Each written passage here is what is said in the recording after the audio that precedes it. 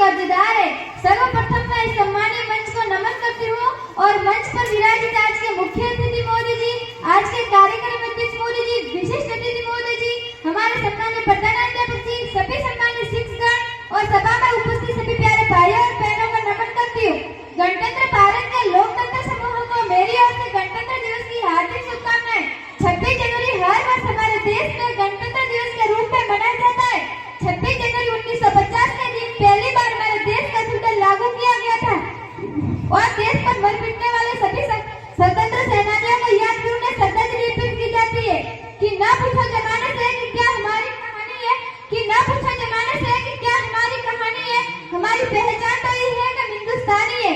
आज हम बात कर रहे हैं यशस्वी भारत के उस गौरवशाली संविधान की जिसकी नींव डॉक्टर भीमराव अम्बेडकर जी द्वारा रखी गई। आज यह संविधान भारत की आत्मा है। यह यूं है कि भारतीय के लिए 1950 में तैयार किए गए नियमों, तथ्यों, अधिकारों की व्याख्या है। इसका पालन देश के प्रथम व्यक्ति अर्थात राष्ट्रपति द्वारा भी किया जाता है। इस संविधान का सम्मान करना, उसे सर्वोपरि रखना सभी देशवासियों का मौलिक कर्तव्य है। यूं तो हमारा देश विविधताओं का देश है।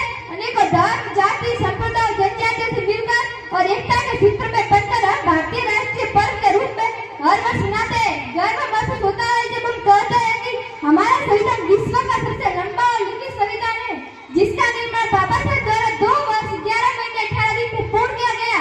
गर्व होता है जब अनेकता में एकता के राष्ट्रगान का स्वर हमारे कानों में गुंजन करता है और गौरवान्वित करता है। हमारा वह तिरंगा जो सदैव हमें भारतीय होने की अनुभूति करता है।